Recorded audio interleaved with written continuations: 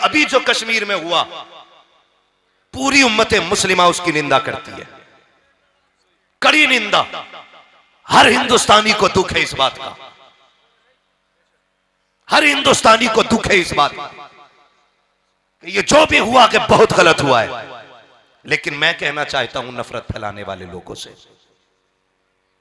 हमें नहीं मालूम वो बेचारे तन्हा थे, कैसे मारे गए। आतंकवाद का कोई मजहब नहीं है,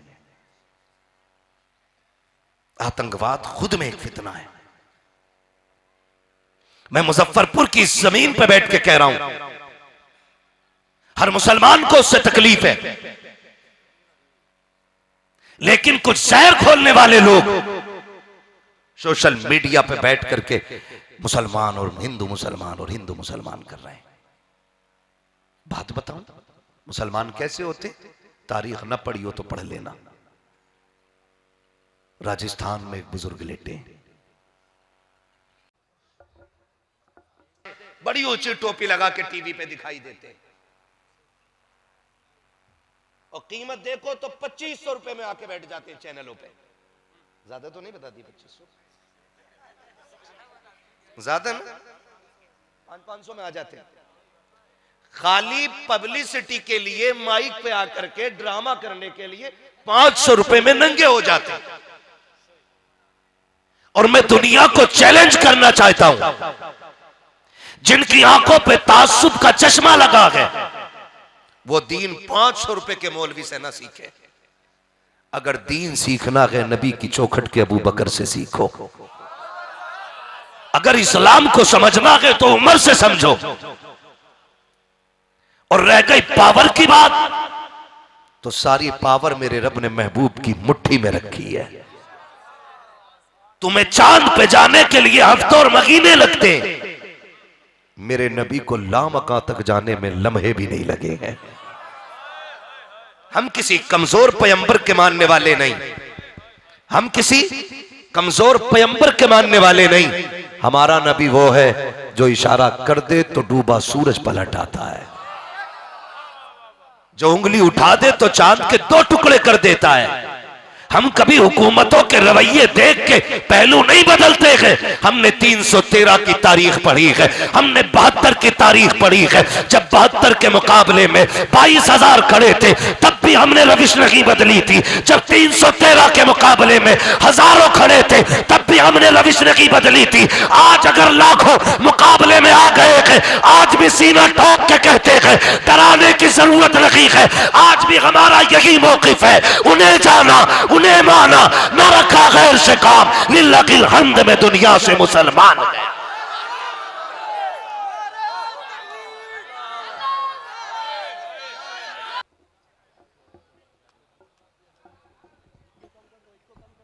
बिल्कुल कम मत कराओ ना, फिर गला पकड़ेगा। थोड़ा सा रहने दो जैसे।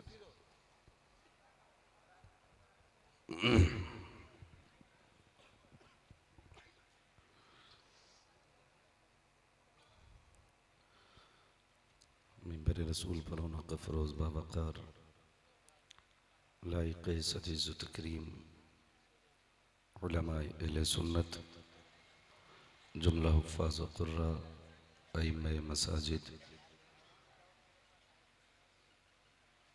महफ़िल पाक में तशरीफ़ फरमा मोहतरम बुज़ुर्गों, नौजवान साथियों, अज़ीज़ बच्चों, इस्लामी रिश्ते की इफ़्फ़त में आप पर्दा नशीन माँ और बहनों व जुमला सामईन व सामियात, अस्सलामु अलैकुम व रहमतुल्लाहि व बरकातुहू।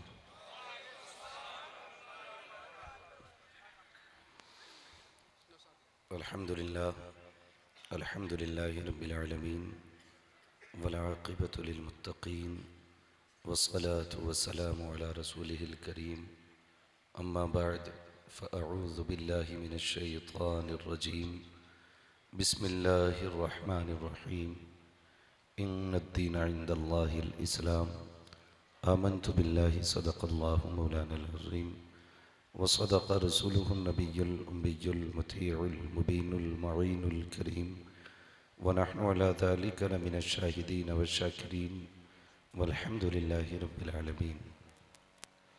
या खुदा बहरे जनाब मुस्तफ़ा इमदाद कुन, या रसूल अल्लाह अज़ बहरे खुदा इमदाद कुन, या शहीद करबला, या दाफ़ी करबो बला, गुल रुखा शहज़ादे गुलगो क़बा इमदाद कुन, गौसे आज़म बने बेसरो सामा मददे, क़िबले दी मददे, काबे ईमा मददे, बगिरदा बे बला उफ्ताद कश्ती, मदद कुन मदद कुन मदद कुन, या मुईन अद्दीन चिश्ती, कादरियम नारे या गौसे आज़म भी जन्म, दमज़ शेख अहमद रज़ा ख़ां क़ुत्ब आलम भी जन्म, बलगल उला बिकमालिही कशफ़त दुजा बिजमालिही, हसनत जमीउ खिसालिही, सल्लु अलैहि व आलिही।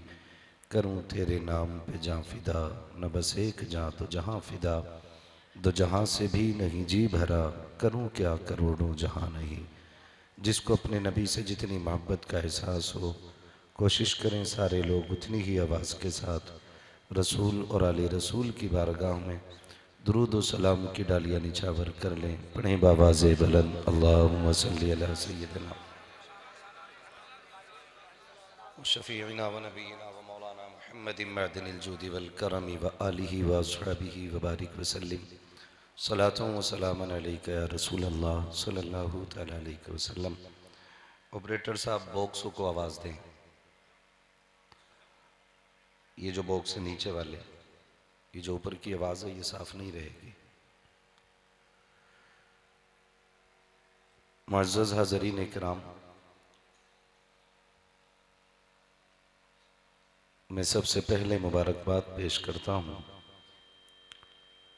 तमाम अरकान कमेटी, बानियान जलसा और हुजूर के उन तमाम आशिकों को जिन्होंने सरकार दो आलम कॉन्फ्रेंस सजा करके हमें और आपको अल्लाह और उसके रसूल की बातें करने का मौका फराहम किया। अल्लाह रब्बुल इज़्ज़त सबकी कोशिशें, काविशें, मेहनतें अपनी बारगाह में कबूल फरमाए और मौला करीम सबको इसका बेहतर सिला अता फरमाए। मिंबर रसूल पर उलमाए अहले सुन्नत का मुबारक काफिला जलवगर है।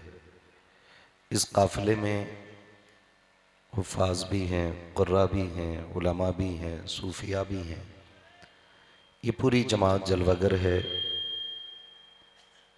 और हर शख्स अपनी जगह पर खुद में एक आफताब व महताब है। मैंने फर्दन फर्दन सबका नाम नहीं लिया क्योंकि कभी ऐसा होता है कुछ नाम छूट जाते, तो मैं इसको मुरव्वत के खिलाफ समझता हूँ। बस इतना समझें कि ये उलमा हमारे सर के ताज हैं और अल्लाह इनकी कुर्बत के बदले में हमें आखिरत में नेकियां अता फरमाएगा। अभी आपने नकीब अहले सुन्नत बड़े भाई हलचल सिवानी साहिब क़िबला, उनसे खूबसूरत अंदाज में नक़ाबत समात फरमाई। गालिबन उतनी मेरी उम्र नहीं है जितने साल से ये नक़ाबत कर रहे हैं।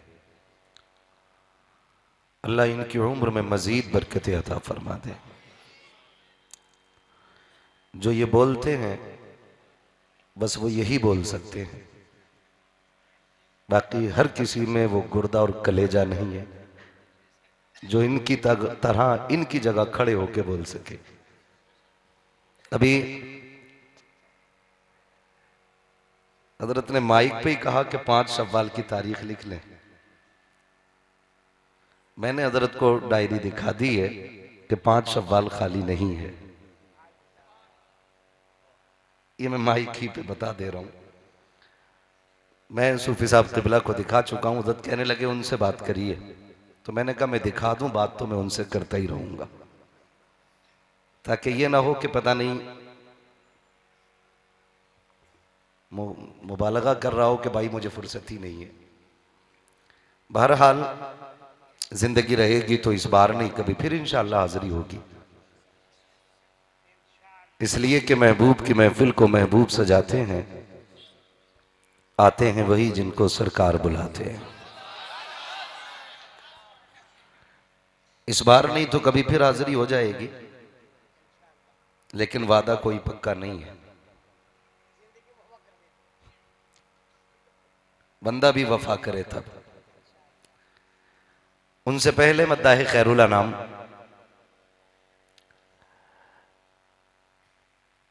शहनशाह तरन्नुम भाई अहमदुल फत्ताह साहिब किबला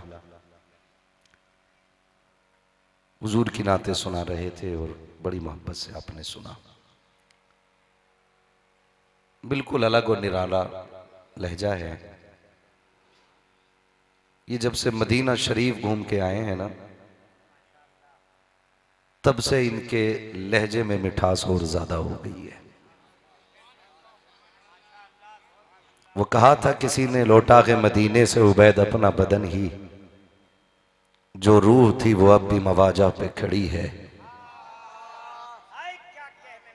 और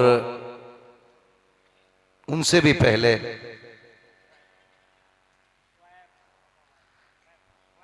बहुत ही कम उम्र से हुजूर की नात पढ़ने वाला सना खां अजीजम शुएब रजा वारसी इतनी नाते पढ़ी कि पढ़ते पढ़ते बड़े हो गए। उनसे भी आपने हुजूर की नाते सुनी। अब चूंकि मेरा वक्त 2 बजे के बाद आया है,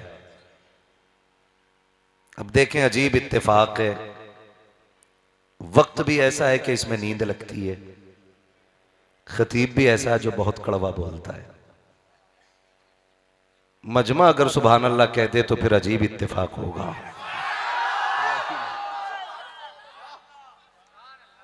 क्योंकि ये तो आप शुरुआत में कह रहे हैं ना, जब मैं बोलना शुरू करूंगा तो फिर सुभान अल्लाह कहने वाले मुश्किल से मिलते हैं, है ना। ये तो आपका जज्बा अल्लाह सलामत रखे। क्या नाम है भाई हमारे सेक्रेटरी साहब?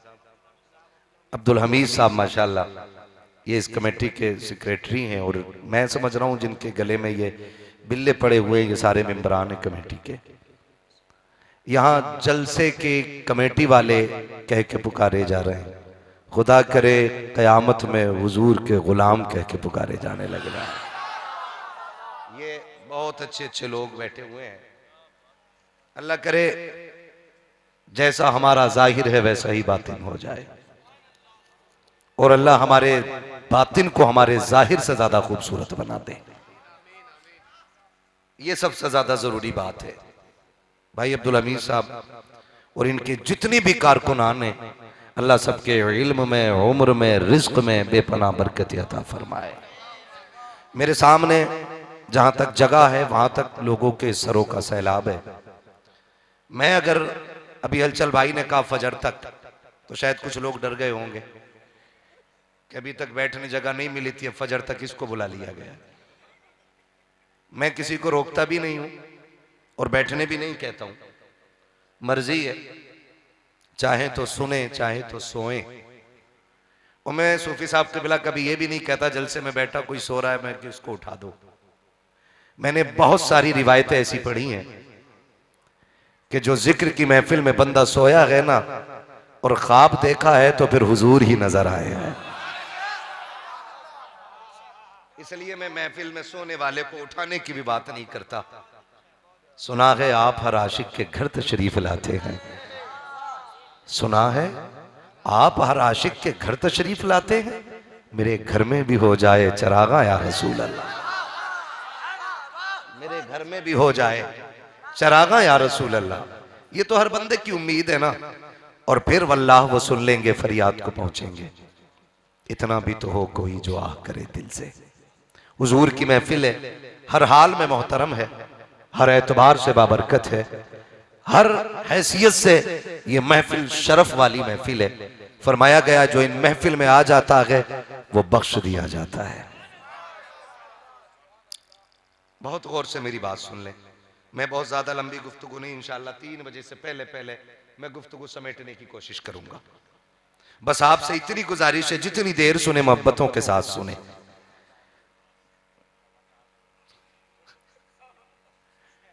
सूफी साहब उंगली दिखा रहे हैं। खुदा सलामत रखे, अगर ऐसे कलंदर हमारी जमात में मौजूद है ना, तो फिर चलते फिरते लोग भी हुजूर के दीवाने बनते नजर आएंगे। वह है ना, निगाहे वली में वो तासीर देखी, बदलती हजारों की तकदीर देखी। मैं होशो हवास अपने इस बात पे खो बैठा, तुमने जो कहा हंस कर आया मेरा दीवाना। हाँ, तुमने जो कहा हंस कर आया मेरा दीवाना। शिवानी साहब कबिला से बड़े खूबसूरत आपने अशार सुने। एक शेर में पढ़ूं, लहजे में पढ़ दूं या ऐसे ही पढ़ दूं? हाँ, ये नाराज हो जाएंगे इसलिए लहजे में नहीं पढ़ूंगा। हाँ, बड़ी बात कही थी बेदम वारसी ने। कहा था सारी दुनिया की निगाहों से गिरा है बेदम, सारी दुनिया की निगाहों से गिरा है बेदम, तब कहीं जाके तेरे दिल में जगह पाई है। अजीजाने मिल्लत इस्लामिया, शुक्र परवरदिगार है कि उसने हमें और आपको मुसलमान बनाया है। रब्बे कदीर का एहसान कि उसने हमें कलमे की दौलत अता फरमाई, हुजूर की उम्मत में जीने का शरफ अता किया, और करम बालाए करम यह किया कि हमारे अकीदे की हिफाजत के लिए बरेली का अहमद रजा दिया है। मैं ये बात अक्सर कहता हूं कि अपने बच्चों को घुट्टी में इमाम अहमद रजा का सबक पढ़ाओ। अपने बच्चों को उठते बैठते वो दर्स जो इमाम अहमद रजा ने दिया है वो अपने बच्चों को पक्का याद करा दो। इसलिए कि फितने इतनी तेजी से बढ़ते जा रहे हैं कि नई नई शक्ल और नई नई सूरतों में हमारे माशरे में, हमारे समाज में बीमारियां बढ़ती जा रही हैं, और हर बीमारी से निपटने का सिर्फ एक इलाज है, और इस इलाज को इश्क रसूल कहा जाता है। और वह मेरे इमाम ने घुट्टी में पिलाया, उन्होंने कहा था जान है इश्क मुस्तफा, रोज फजू करे खुदा, जिसको हो दर्द का मजा नाजे दवा उठाए क्यों। और आगे फरमाते हैं कि इश्क तेरे सदके जलने से छुटे सस्ते, जो आग बुझा देगी वो आग लगाई है, जो आग बुझा देगी वो आग लगाई है। अपने बच्चों को इश्क रसूल घुट्टियों में दें, इनको आला हजरत का तारुफ कराएं, और इस तरह से नहीं जैसे गैरों ने कराया। उन्होंने कहा कि आला हजरत काफिर बनाने की मशीन थे, आप अपने बच्चों को बताइए कि आला हजरत आशिक बनाने की मशीन है। या आप अपने बच्चों को घुट्टी में पिलाइए कि आला हजरत काफिर बनाने की मशीन नहीं, आला हजरत आशिक बनाने की मशीन है। आप कहेंगे कैसे? तो मैं कहूंगा जाओ एक एक नाम उठा के देखो, जो जितना आला हजरत के करीब रहा है उसने इश्क का उतना ही सबक मुस्तफा का पढ़ा है। पूरी हिस्ट्री आप उठा लीजिए, अपने बिहार की सरजमीन से लेकर के उड़ीसा तक, और उड़ीसा से लेकर के सदरुल्ला फाजिल की चौखट तक, एक एक बंदे की हिस्ट्री आप पढ़ें, सबके सीने में इश्क रसूल मौजूद नजर आता है। और ये किसने भरा है? बरेली के इमाम अहमद रजा ने भरा है, बरेली के इमाम अहमद रजा ने अता किया है। हमारी जिम्मेदारी है हम अपने बच्चों को ये पढ़ाएं, ये सिखाएं, ताकि हमारे अकीदे महफूज रहने चाहिए। हमारे बीच में कुछ खानकाही लोग खानकाही होने का नाटक तो करते हैं, लेकिन मसलक आला हजरत की बगावत करते हैं। याद रखिएगा, हिंदुस्तान के अंदर यह पहचान है, जो आला हजरत का वफादार नहीं होगा तो फिर मेरा मानना है वो मदीने वाले मुस्तफा का भी वफादार नहीं होगा। कोई ये नहीं कहे कि मैंने आला हजरत को मुस्तफा की बराबरी में लाके रखा है, मगर याद रखिए हम एक बात जानते हैं, जो किसी भी घर के कुत्ते से नफरत करता है वो उस घर के लोगों से कभी वफादारी नहीं कर सकता है। और आवाज आती तुझसे दर, दर से सग, सग से है मुझको निस्बत, मेरी गर्दन में भी है दूर का डोरा तेरा। जो आला हजरत का वफादार नहीं, हमारा मानना यह है वो हुजूर का भी वफादार नहीं। हमारे पास सिर्फ एक तराजू है लोगों के अकीदे को पहचानने की, और उस तराजू का मसलक आला हजरत कहा जाता है। अगर किसी को इख्तलाफ हो तो वो खड़े होकर बात कर सकता है। हमारे पास छुपाने का सामान नहीं, हमारे पास छाप के बताने का सामान है। हमारे पास चोरी का माल नहीं, आला हजरत की तिजोरी का माल है। हम तिपाही के नीचे रख के किताबें नहीं पढ़ाते, हम तिपाही के ऊपर रख के किताबें पढ़ाते हैं। इसलिए कि हमारे पास इल्म जो है वो मिला बरेली से है, लेकिन आया मुस्तफा के मदीने से है। ये क्लियर है, क्योंकि आका ने फरमाया अना मदीनतुल इल्म व अलीयुन बाबूहा, मैं इल्म का शहर हूं, अली उसका दरवाजा है। अब याद रखिएगा, हमारे पास जो इल्म है उसी खजाने का है।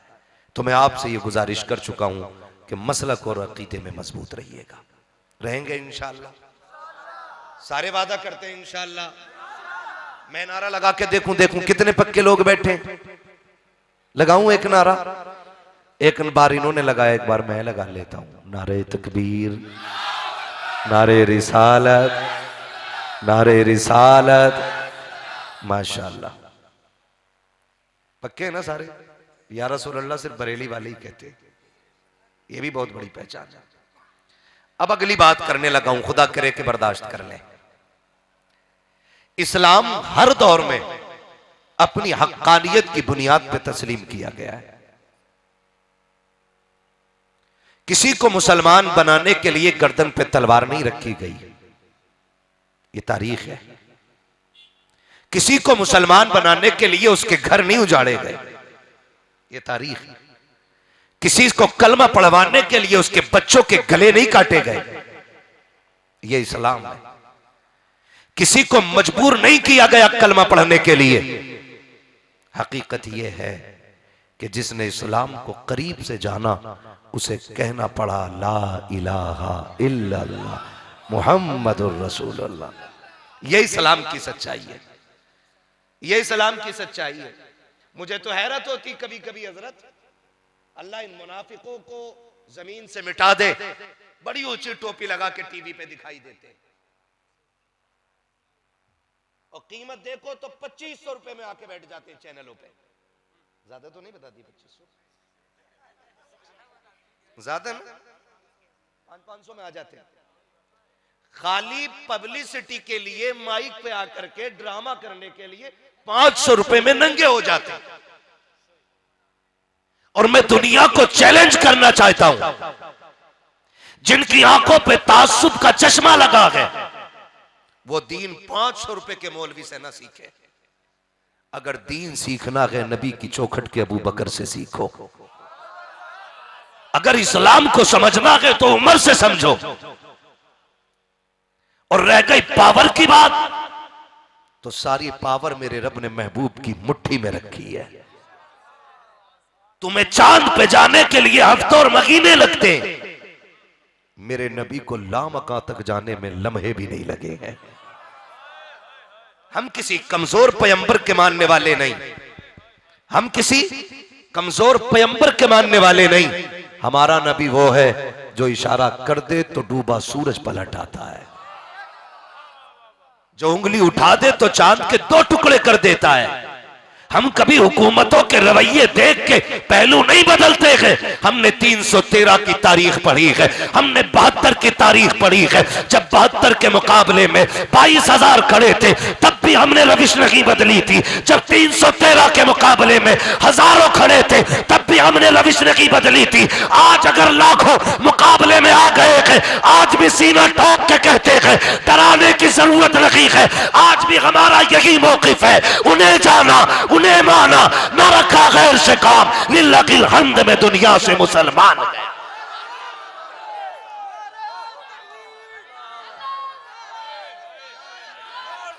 कहां चला गया ऑपरेटर यार, इसको थोड़ा बेच दो यार। मैंने पहले ही कहा था साउंडों को नीचे आवाज दो, मैं बोल रहा हूं बैठ जा रहा है। तवज्जो है सारे लोगों की? ओए भाई तुमने तो और बढ़िया कर दिया, तवज्जो है? उसी को बुलाओ ऑपरेटर को। गौर करें, हमारे सामने हर वक्त इस्लाम की तारीख रही है और यह सरासर इल्जाम है, सरासर इस्लाम इल्जाम है कि मुसलमान कट्टर होता है। सुने जरा, बर्दाश्त कर ले मेरी बातें। मुसलमान कट्टर होता है। मुसलमान किसी का खून बहाना पसंद करता है। तारीख पढ़ लो, हमारी तारीख है। मुझे एक बात बताई जाए, जो जितने पक्के मुसलमान होते ना, उतना ही माफ करने का हुनर उनमें ज्यादा होता है।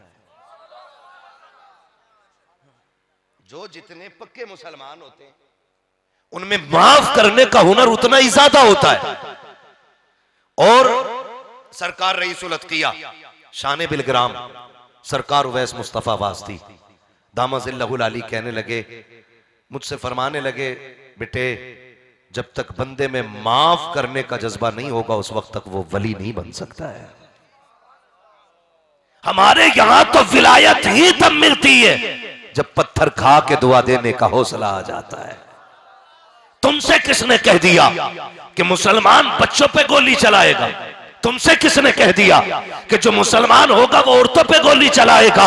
बद्र की तारीख उठा करके देखो। पहली बात तो ये है कि मुसलमान ने कभी किसी पर भी अपनी तरफ से चढ़ाई नहीं की है। जब मुसलमानों पे चढ़ाई की गई है तब मुसलमान अपने दिफा के लिए निकला है, चाहे वो बद्र की तारीख रखी हो, चाहे वो करबला की तारीख रखी हो। और दूर ना जाओ, चलो अजमेर लेके चलो। हम तो लड़ना भी नहीं चाहते थे, तुमने आकर के जब पानी पे पहरा लगाया, जब पानी बंद किया तो अली के बेटे ने बताया था, हर जगह को करबला ना समझना, हर किसी को हुसैन ना समझना, वो करबला थी, ये अजमेर है। वहां शहादत मकसूद थी, यहां करामत मकसूद है।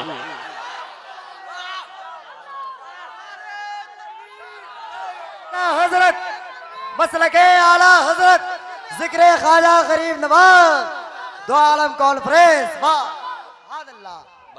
जिंदाबाद जिंदाबाद जिंदाबाद जिंदाबाद जिंदाबाद जिंदाबाद। तवज्जो है सारे लोगों की। तारीख रही है, हमारी तारीख रही है। अभी जो कश्मीर में हुआ, पूरी उम्मत मुस्लिमा उसकी निंदा करती है, कड़ी निंदा। हर हिंदुस्तानी को दुख है इस बात का, हर हिंदुस्तानी को दुख है इस बात का कि ये जो भी हुआ कि बहुत गलत हुआ है। लेकिन मैं कहना चाहता हूं नफरत फैलाने वाले लोगों से, हमें नहीं मालूम वो बेचारे तन्हा थे, कैसे मारे गए। आतंकवाद का कोई मजहब नहीं है, आतंकवाद खुद में एक फितना है। मैं मुजफ्फरपुर की जमीन पर बैठ के कह रहा हूं, हर मुसलमान को उससे तकलीफ है, लेकिन कुछ शहर खोलने वाले लोग सोशल मीडिया पे बैठ करके मुसलमान और हिंदू मुसलमान कर रहे हैं। बात बताऊं, मुसलमान कैसे होते? तारीख न पढ़ी हो तो पढ़ लेना। राजस्थान में एक बुजुर्ग लेटे, उनके मजार पे आज भी चले जाओ, लंगर चलता है। जब आप बाहयात थे तो आपकी खानकाह थी, खानकाह में खाना बना, सारे लोगों ने खा लिया, एक छोटा बच्चा बैठा रह गया। आप फरमाने लगे, तुमने खाना नहीं खाया बेटे? उन्होंने कहा जी मैंने नहीं खाया। कहा क्यों? कहा मैं हिंदू हूं। फरमाने लगे लंगर तो सबके लिए। कहा जी हम गोश्त नहीं खाते, और लंगर में गोश्त बनाए तो जानते उन्होंने क्या कहा? उन्होंने ऐलान किया आज के बाद हमारी खानकाह में गोश्त नहीं बनेगा, वो खाना बनेगा जिसे आके हर धर्म का बंदा खा सकता है। ये हमारे खानकाही निजाम है, ये हमारी तारीख है। और मैं डंके की चोट पे कहता हूं, उठाओ जितनी भी वीडियोस कोरोना और लॉकडाउन के टाइम की हैं, जब हमारी कौम के नौजवान रोड पे पानी लेके उतरे तो हमने धर्म देख के नहीं, प्यास देख के पानी पिलाया था। हमने मानवता को जिंदगी दी थी, हमने इंसानियत सिखाई थी। मैं पूछना चाहता हूं इस मुल्क को नफरत की आग में झोंकने वालों, अगर तुम्हें तारीख ना पता हो वो इस्लाम को क्या समझेंगे? जिन्होंने 4 गैरों की किताबें पढ़ के इस्लाम के बारे में फैसला दिया। इस्लाम की पहली जंग है जंग बद्र, 313 है, कोई लड़ाके नहीं है, कोई मुजाहिदीन नहीं है, कोई लंबे बेहतरीन खिलाड़ी जंगजू नहीं थे, बल्कि निहत्ते थे। 313 निकले गए, पूरी तलवारें तक नहीं थी, किसी के हाथ में लकड़ी थी, किसी के हाथ में टूटी तलवार थी, कोई सिर्फ ढाल लेके निकला गया, कोई सवारी पे गए तो कोई पैदल निकल गया, किसी पे जिरा गए तो कोई नंगे पैर चल रहा है। अल्लाह अकबर, तारीख गवाह है, जब ये जमात निहत्ती जा रही थी तब मेरे नबी ने बुला के कहा था, आओ तो सही, जंग के आदाब तो सीखते जाओ, तरीके तो सीख लो। या रसूल अल्लाह, बताएं तो सही तरीका क्या है। आका करीम फरमाते हैं, सुनो, किसी बच्चे पे हाथ नहीं उठाना है, किसी औरत पे हाथ नहीं उठाना है, किसी बुजुर्ग पे हाथ नहीं उठाना है। या रसूल अल्लाह, वो तो कत्ल करने आ रहे हैं, हमें मिटाने आ रहे हैं, जिंदा क्यों छोड़ा जाए। मेरे नबी ने कहा था, सुनो, बच्चे पे हाथ ना उठाना, औरत पे हाथ ना उठाना, किसी कमजोर पे हाथ ना उठाना, और अगर तलवार चलाते चलाते कोई तेरी तलवार की जद पे आ जाए और मामान मांग ले, फरमाया तलवार रोक देना। आका ये किस लिए? फरमाया तुम धार देख रहे हो, मैं दिया जाने वाला किरदार दे। नारे तकबीर, नारे रिसालत, बस लगे आला हजरत जिक्रे करबला, जिक्रे करबला, हजरत मुफ्ती हम्माद रजा मुरादाबाद। वाह माशाअल्लाह, बहुत अच्छे। हमें फख्र है, अल्लाह ने हमें मुसलमान बनाया है, बेशक बेशक, अल्लाह ने हमें मुसलमान बनाया, सारे बोलो, अल्लाह ने हमें मुसलमान बनाया, अल्लाह ने हमें मुसलमान बनाया, मुसलमान बनाया है। और इस्लाम की खासियत यह है, ये खासियत है इस्लाम की, सूफी साहब क़िबला आप लोग सब जानते हैं, सिर्फ इनको बताने के लिए बोल रहा हूँ। खासियत है इस्लाम की, जिसके सीने में कलमा आ जाता है, कलमे से पहले उसके सीने में हमदर्दी आ जाया करती है। उसके सीने में, कलमे के साथ सीने में हमदर्दी आ जाती है। सहाबा से पूछो ना, पूछो सहाबा से, खुद कहते हैं, या रसूल अल्लाह, जब तक आप नहीं आए थे ना, हम बेटियों को कत्ल करते थे और फख्र से कहते थे, मैंने 7 बच्चियां मारी हैं, मैंने 13 बच्चियां खानदान की जिंदा कत्ल कर दी। सहाबा कहते हैं, महबूब आप पे कुर्बान जाएं, जब से आप आए हैं ना, अब पैर इतना संभल के रखते हैं, कहीं पैर के नीचे चूंटी ना आ जाए।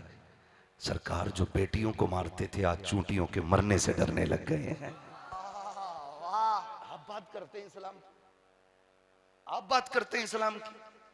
आज भी अगर खून की जरूरत पड़ती है ना फौजियों को या मुल्क के किसी भी बीमार को, कसम खा के कहता हूं, सबसे ज्यादा तादाद में मुस्लिम नौजवान निकल के आते हैं। आप किस कौम की बात कर रहे हैं? आप किस कौम की बात कर रहे हैं? हम कल भी मुल्क के वफादार थे, आज भी मुल्क के, और कल भी मुल्क के वफादार। क्यों? क्योंकि ये मुल्क हमारा था, हमारा है, हमारा रहेगा, हमारा। रहेगा। ये पीछे वाले क्यों चुप बैठे हैं? हिंदुस्तान हमारा मुल्क रहेगा और हमेशा हम वफादार रहेंगे, किसी को सर्टिफिकेट देने की जरूरत नहीं है। तो ये हालात अल्लाह बेहतर फरमाए हमारे मुल्क के। हम बताना चाहते हैं इस्लाम क्या है, समझो जरा इस्लाम। एक मौलवी आके भौंकता है, कहता जी मैं क्या बताऊं, हाँ ये तो कमी है, ये तो कमी है, ये तो कमी है, खाली कलर बदला हुआ रुमाल डाल रखा था गले में, किस कलर का था नाम नहीं लूंगा। समझ सकते हैं कौन सा कलर चढ़ता है तो बंदा बेईमान बन जाता है, अलग से बताने की मुझे कोई जरूरत नहीं। फिर वो इस्लाम की बुराई करता है बैठ करके। मैं पूछना चाहता हूं, तारीख याद नहीं ना हो तो घर में माँ देखो, अगर माँ मुस्कुरा रही है तो फिर हुजूर का सदका है। अगर बेटियां खुश हैं घर के अंदर तो फिर ये इस्लाम का करम है। सुने, अगर बहनें भाई कह के आवाज दे रही हैं तो मदीने वाले का सदका है। आप तारीख पढ़ते क्यों नहीं, समझते क्यों नहीं? बात इस्लाम पे की जाती है। आपसे भी थोड़ी सी मुझे तकलीफ है मेरे भाई, आपसे तकलीफ जो है रख दूं वो मैं बर्दाश्त कर लेंगे। आपसे तकलीफ ये है कि हमारे कुछ गलत कदम की बुनियाद पे लोग इस्लाम पे भौंकने लग गए, इस्लाम के ऊपर लोग बातें करने लग गए हमारी गलतियों की बुनियाद पर। इस्लाम कोई नजर आने वाली चीज बोले नहीं है ना, ये तो है नहीं कि इस्लाम ये है, लो जी ये इस्लाम ऐसा है। इस्लाम मजहब है जो बंदे के कैरेक्टर से झलकता है, बंदे के किरदार से नजर आता है इस्लाम क्या है। लोग हमें देख करके इस्लाम का फैसला करते हैं। अभी फिर से वो तलाक वाले मसले गर्म होने लगे, यूसीसी की बहस अब फिर से शुरू होने लग गई है। अगर किसी से सवाल किया जाए, कोई इस्लाम के खिलाफ भौंक रहा हो और उससे कोई बात कह दी जाए कि ये सेकुलर मुल्क में इस तरह की बातें अच्छी नहीं है, क्यों करते हो, तो कहते हैं जाओ अपने मौलवियों से जाके कहो कि वो तलाक बंद कराएं। ये क्यों कहा लोगों ने? क्योंकि हमने तलाक को बिना समझे औरत के ऊपर थोप दिया, हमने तलाक का मिसयूज किया। इस्लाम में जो रागत का रास्ता था, हमने उसे किसी की जिंदगी की बर्बादी का जरिया बना दिया। हमने समझा ही नहीं तलाक को। रोटी कच्ची बन गई, थप्पड़ मार दिया, उसने अगर पूछा क्यों मारा, फिर कह दिया तलाक। कपड़े वक्त पे धुले नहीं मिले, हमने उठ के उसको गालियां दी और कह दिया तलाक। हमने जब रिश्तों को खेल समझा ना, तो फिर लोगों को हम पे बोलने का मौका मिला। आज मेरे घर में रहने वाली किसी की बेटी है, कल मेरी बेटी किसी की घरवाली बनेगी। तो अगर मैं ये चाहता हूं कि मेरी बेटी सुख में रहे, तो फिर मैं ये क्यों नहीं चाहता कि मैं दूसरी की बेटी को दुख ना दूं? मैं क्यों नहीं सोचता इस बात को?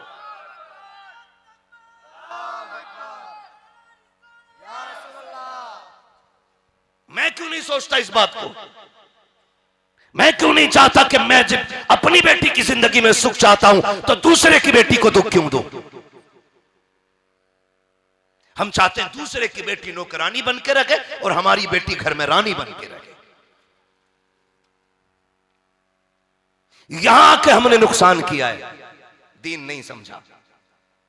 अगर आपकी बीवी नई नवेली दुल्हन बन के आए और उससे चाय ना बने, तमाशा बना देते हो। अम्मी देखो, इसे यही नहीं पता पत्ती कितनी पड़नी है, इसे यही नहीं पता इलायची कितनी थी, इसको ये नहीं आता, इसको चावल बनाने नहीं आते, इसको नमक डालना नहीं आता। हाथ जोड़ के कहता हूं नबी का कलमा पढ़ने वालों, मुस्तफा के किरदार को पढ़ो। जैसे तुम्हें अपनी बेटियों की खताएं लगती हैं, दूसरे की बेटियों को भी इस तरह छुपाया करो जिस तरह अपनी बेटी के ऐबों पे पर्दा डाला करते हो। किसी के बेटी के ऐब को तमाशा ना बनाना, वरना उस वक्त तक तुझे मौत नहीं आएगी जब तक तेरी बेटी के ऐब तेरे सामने तमाशा नहीं बन जाएंगे। तारीख का ये बाप क्यों नहीं पलटते हो? उम्मुल मोमिनीन सैयदा आयशा सिद्दीक़ा रज़ियल्लाहु ताला अन्हा जब रुखसत होकर हुजूर के घर तशरीफ लाई है, आका करीम बाहर से तशरीफ लाए, फरमाते हैं सरकार आयशा अभी खाना नहीं बनाया, सरकार मुझे रोटी बनानी नहीं आती है। उम्मुल मोमिनीन आयशा सिद्दीक़ा कहती है क्या किया आका ने? तेवर बदल गए थे? नहीं नहीं। लहजे तल्ख हुए? नहीं नहीं। गुस्सा आया? नहीं नहीं। क्या किया? क्या ये नहीं कहा था कि तुम्हारे बाप ने कुछ नहीं सिखाया? हाँ हाँ, कि बिल्कुल नहीं कहा था। तुम्हारे बाप ने क्या सिखाया है? बिल्कुल नहीं कहा था। मां ने कुछ समझाया है कि नहीं? ये नहीं कहा, बल्कि मुस्कुराए। फरमाते बताओ बर्तन किधर है? आका ने बर्तन उठाया, आटा निकाला, उम्मुल मोमिनीन आयशा सिद्दीक़ा के आगे बैठे, सरकार ने पानी डाला। कहते हैं सुनो आयशा, इतने आटे में इतना पानी डाला जाता है। अब आका आटा गूंद रहे हैं, मुस्कुरा के कहते हैं आयशा आटा ऐसे गूंदा जाता है। आका रोटी बनाने के लिए चूल्हे में आग खुद लगा रखे हैं, तवा ला के रखा, सरकार रोटी बनाते जा रहे हैं और मुस्कुराते जा रहे हैं। आका कहते हैं आयशा देखो खाना ऐसे बनाया जाता है। जब रोटी बनकर तैयार हो गई, मुस्तफा ने पहला लुकमा तोड़ा, उम्मुल मोमिनीन आयशा सिद्दीक़ा के मुंह में दिया और कहते कहो आयशा खाना कैसा लगा है? उम्मुल मोमिनीन की चीखें निकल जाती हैं, रोने लग जाती हैं। आका कहते आयशा बता तो सही आंसू क्यों आ गए? उम्मुल मोमिनीन ने कहा था या रसूल अल्लाह, वो कोई औरत होगी जिसने आदम को खाना बना के खिलाया होगा, वो कोई औरत रही होगी जिसने शीश को खाना खिलाया होगा, वो भी कोई औरत रही होगी जिसके हाथ का खाना हजरत दानियाल और दाऊद ने खाया होगा, वो भी कोई औरत रही होगी जिसके हाथ का खाना हजरत याकूब ईसा मूसा जब फरमाती है कि जिसने भी खाया होगा औरत के हाथ का खाया, मैं वो खुशनसीब हूं जिसने मैंने नबियों के इमाम के हाथ का पहला लुकमा। नारे तकबीर, नारे रिसालत, मसरके आला हजरत, जिक्रे मुस्तफा, जिक्रे मुस्तफा, पैगामे मुस्तफा, नेमते मुस्तफा, जलसे मुस्तफा, जलसे मुस्तफा, मुफ्ती हम्माद साहब मुरादाबादी। वाह नारे। अरे भाई, ये जलसा सिर्फ अब्दुल हमीद भाई ने अपने लिए नहीं सजाया, इस कमेटी वालों ने इसलिए नहीं किया कि जी हमारा नाम हो जाए। आपको बैठाना, इतनी कुर्सियां लगाना, इतना बड़ा पंडाल लगाना इसलिए कि आज की महफिल से हमारी कौम एक पैगाम ले जाए, एक पैगाम ले जाए। अगर एक बात पे एक बंदे ने अमल कर लिया ना, तो मैं समझूंगा मेरा आना कामयाब और इन लोगों का बुलाना कामयाब हो गया। मैं आपको बताना चाहता हूँ, रिश्ते सही से निभाना सीखें। रिश्ते, एक गलती हो जाए ना, चौक में बैठ के अम्मी से बैठा के कहता, अम्मी कहाँ से देख के लाई हो? पता है इससे चादर तक बेडशीट बिछानी नहीं आती, झाड़ू लगाती आधा कूड़ा छोड़ देती है। सुन, ये एग्रीमेंट पे नहीं आई है, ये किराए पे नहीं आई है, ये 8 दिन के लिए नहीं है मेरे भाई, ये तेरी जीवन साथी है, ये तेरी हमसफर है, ये तेरी शरीक हयात है। और बेटियों से भी कहना चाहूँगा, सुने, शोहर तुम्हारे लिए मजदूर नहीं है, बल्कि तुम्हारे लिए वो दीवार है जो तुम्हारे और हर मुसीबत के बीच में खड़ा रहता है। शोहर वो होता है। तुम भी बात बात पे अम्मा अब्बू को फोन लगा के मत कहना आदमी बड़ा निकम्मा ढूंढा है, मेरे कान की बाली खो गई दिलवा ना सका, अभी तक पैर की पजेब नहीं आई है। ना कहना, खुदा की कसम मेरी बहन, मेरी बेटी, मेरी बात दिल पे रख ले, शोहर के दिन गुर्बत के होना, फटे कपड़ों में जिंदगी गुजार जा। 70-80 हज़ार के कपड़े पहनने वाले ही को जन्नत नहीं मिलती है। कसम खा के कहता हूँ, जो बेटियां शोहर के घर गुर्बत में दिन मुस्कुरा के काट देती हैं ना, और खुद को कनीज़े फातिमा फातिमा ज़हरा साबित करती हैं, वो कब्र में बाद में पहुंचती हैं। रोशनी करने के लिए मुस्तफ़ा कब्र में पहले आ जाया करते हैं। अल्लाहु अकबर, अल्लाहु अकबर। या रसूलल्लाह, या रसूलल्लाह, जिंदाबाद जिंदाबाद जिंदाबाद जिंदाबाद जिंदाबाद। अल्लाहु अकबर, या रसूलल्लाह। वाह। जाओ बेटियों से जाके कहो, रुखसती के वक्त अपनी बेटी को कोई सबक पढ़ाना या न पढ़ाना, इतना ज़रूर पढ़ाना जितना मेरे नबी ने अपनी बेटी को पढ़ाया था। और फरमाया था, फातिमा आज तक मेरी जिम्मेदारी थी, आज के बाद अली की जिम्मेदारी है।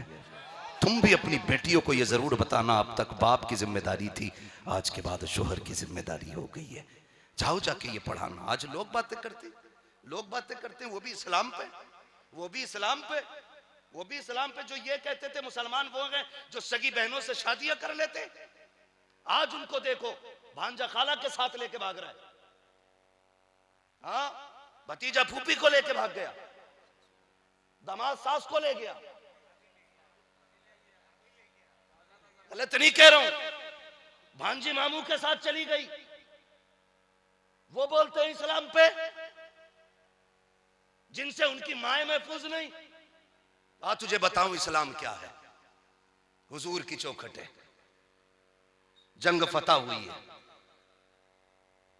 हातिम ताई की बेटी हुजूर की बारगाह में कैदी बना के लाई गई, कैदी बना के लाई गई। जब कैदी बना के लाई गई ना, सर पे चादर नहीं थी, मैदान जंग से पकड़ी गई थी, हुजूर की बारगाह में खड़ी हुई। हुजूर ने फरमाया, क्या सोच के खड़ी है? गर्दन झुकी थी, क्या सोचती है, क्या होगा तेरे साथ? उसने कहा, हम क्या जाने, हम तो यही जानते हैं जो फाते होते हैं वो मफतूह को कत्ल करते हैं। हुजूर फरमाते हैं, मैं तेरे सोच के खिलाफ करने वाला हूं। क्या? हुजूर ने मुजम्मिल वाली चादर उठाई कंधे से और हातिम बिन अदी की बहन के सर पे डाल दी। जब डाली ना तो किसी सहाबी के मुंह से जुमला निकल गया, या रसूल अल्लाह, दुश्मन की बेटी है, चादर दे रहे। आका ने फरमाया, चुप हो जा, बेटी बेटी होती है, चाहे मोमिन की बेटी हो चाहे काफिर की बेटी हो। वो बात करते हैं इस्लाम पे। हमने हर दौर में बेटियों की हिफाजत की है, लेकिन मेरी कौम, ये तेरी मेरी बदमाशी और बदनसीबी है कि हमारी बेटियों की हम हिफाजत नहीं कर पा रहे। ये हमारी और आपकी लापरवाही है। कभी ट्यूशन के नाम पे बेटियां छिन गई, कभी तालीम के नाम पे बेटियां छिन गई, कभी ग्रेजुएशन के नाम पे बेटियां चली गई, कभी स्कूल और कॉलेज के नाम पे बेटियां छिन गई। मैं कहता हूं, खुदा की कसम, इनकी रगों में इश्क़ मुस्तफा डाल दो, कोई माई का लाल किसी बेटी को छीन के नहीं ले जा सकता है। हाँ, वो दिन दूर नहीं है जब तेरी मेरी बेटी के सरों से अब दुपट्टे बाजार में छीने जाएंगे। ओ किधर? बड़ी तेजी के साथ अब ज्यादती हद से ज्यादा बढ़ रही है, लेकिन हम भी चैलेंज के साथ कहते हैं हम मर जाएंगे लेकिन अपनी गैरत का सौदा नहीं होने देंगे। आपसे भी कहना चाहता हूं, बेटियों की इज्जत की हिफाजत करें, आपकी जिम्मेदारी बनती है। लेकिन वो कौम क्या इज्जत करेगी जो शादी ब्याह के मौके पे अपने सगे भाई की बेटी को नंगा नाचना देखना पसंद करती हो? वो बचाएगी बेटियां जो अपने की वलीमे में अपनी की कौम की बेटियों को आधे कपड़ों में देख के कहे वाह क्या मंजर है, वो बचाएगी बेटियों को? बेटी बचाई थी मोहम्मद बिन कासिम ने। कौन मोहम्मद बिन कासिम? थके तो नहीं अभी आप? चलो आगे, जरा कह देना रसूल अल्लाह। पीछे वाले भी बोल दें जरा या रसूल अल्लाह। कौन मोहम्मद बिन कासिम? आज तक जिसकी धमक कुफर के कलेजे पे महसूस की जाती है। ये तो सब पढ़ाते हैं कि आक्रमण करने सबसे पहले मोहम्मद बिन कासिम आया था, लेकिन ये दलाल दोगले ये नहीं बताते आया क्यों था। तुमने ये तो बताया आया था पहले, हम भी कहते हैं हाँ आया था, लेकिन क्यों आया था ये भी बताओ ना। नहीं, मोहम्मद बिन कासिम की बात कर रहा हूं, आया क्यों था? जब राजा दागिर ने समंदर के साहिल से एक इस्लामी शहजादी को कैदी बना करके जेल में डाला था और उसकी इज्जत पे उंगलियां उठने लगी थी, उसने चार दीवारी के अंदर बैठ करके हज्जाज बिन यूसुफ को खत लिखा और कहा था सुन, तुझे इस्लामी सल्तनत की कुर्सी मिली है, मैं इस कैद खाने में हूं। देवल के राजा ने जब उसको गिरफ्तार किया था, अंदर डाल दिया था कैद खाने में इस्लाम की शहजादी को, कहा अगर इसमें मेरी इज्जत लुट गई ना तो सुन, कयामत का दिन होगा, तू होगा और मुस्तफा होंगे, मैं तेरा गिरबान पकड़ के कहूंगी आका कैद खाने में मेरी इज्जत लुटती रही और ये मसनद पे बैठ करके बादशाहत के मजे लेता रहा। ये उस कैदी बेटी ने खून से खत लिखा था और जब ये तहरीर हज्जाज बिन यूसुफ के पास पहुंची तो वो तहरीर लेके कभी इधर जाता कभी उधर जाता। मोहम्मद बिन कासिम उसी हज्जाज बिन यूसुफ का भतीजा देख के कहता चचा क्या बात है, क्यों परेशान हो? कहा क्या बताऊं बेटे, एक कैदी बेटी का पैगाम आया है। कहा फिर? का मदद के लिए पुकारा गए। कहा फिर भेजते क्यों नहीं मदद के लिए? हज्जाज बिन यूसुफ ने कहा था कि सारी फौजें इस्लाम के महाज पर हैं, मैं क्या कर सकता हूं, मेरे पास कुछ भी नहीं है। कहा खत देखूं? हज्जाज बिन यूसुफ 16-18 साल का नौजवान, उसने तहरीर पढ़ी, आंखें बरसने लग गई। जुमे का दिन आया, मस्जिद में आया, नमाज अदा की, ऐलान किया लोगों कोई जाना मत, मेरी छोटी सी बात सुन के जाना। हज्जाज बिन यूसुफ का भतीजा मोहम्मद बिन कासिम मस्जिद में खड़े होके कहता मेरी बात सुन के जाना। पूरी कौम ठहर गई, जो जहां था वहीं बैठा रह गया। आज मस्जिद से ऐलान कर दिया जाता है, कोई इमाम कोई आलिम ऐलान करते कि ठहर जाइए थोड़ी जरूरी बात करनी है। जो अमीर होते हैं वो पहले जूती बगल में दबा के निकलते हैं, कहीं मुझसे पैसे न मांग लिए जाए, कहीं मुझसे सीमेंट की बोरी न मांग ली जाए, कहीं मुझसे वुजू के पानी का इंतजाम न कराया जाए। सलाम है तुम्हें नौजवानों, अल्लाह अकबर। मोहम्मद बिन कासिम ने कहा था थोड़ी सी मेरी बात सुन के चले जाना। जब इतना काये कि एक बच्चा बैठा रहा था मिंबर पे, मोहम्मद बिन कासिम 18 साल की उम्र में आया और आकर के लोगों के सामने खुतबा दिया और कहा लोगों 7 समंदर पार से एक कैदी बहन का पैगाम आया है। जब खत पढ़ के सुनाया पूरी मस्जिद में कोई आंख ऐसी नहीं थी जो आंसुओं से तर नहीं थी, जो भीगी हुई नहीं थी, जो रो नहीं रहा था, हर बंदा रो रहा था। हज्जाज बिन यूसुफ के भतीजे मोहम्मद बिन कासिम ने कहा था अब बताओ तो सही तुम्हारा क्या फैसला है? हर एक ने कहा था मोहम्मद बिन कासिम तू बता तू क्या चाहता है? आपने ये कहा था सुनो मैं 7 समंदर पार अपनी बहन को बचाने के लिए जाऊंगा, कोई आए तब भी ठीक है, कोई ना आए तब भी ठीक है। अल्लाह अकबर, तारीख गवाह है। जब इतनी बात कही है मजमे से एक बूढ़े ने खड़े होकर कहा था मोहम्मद बिन कासिम मेरे लाल एक बात तो बता दे। कहा क्या बात है? कहा इतना वक्त है कि हम घर जाके तलवारें ले लें या यहीं से सीधे उठ के 7 समंदर पार जाना है? कहा ऐसी भी क्या जल्दी है कि पता नहीं है, गैरत वाली बहन ने पुकारा है, या तो जान लेके आएंगे या जान दे के आए।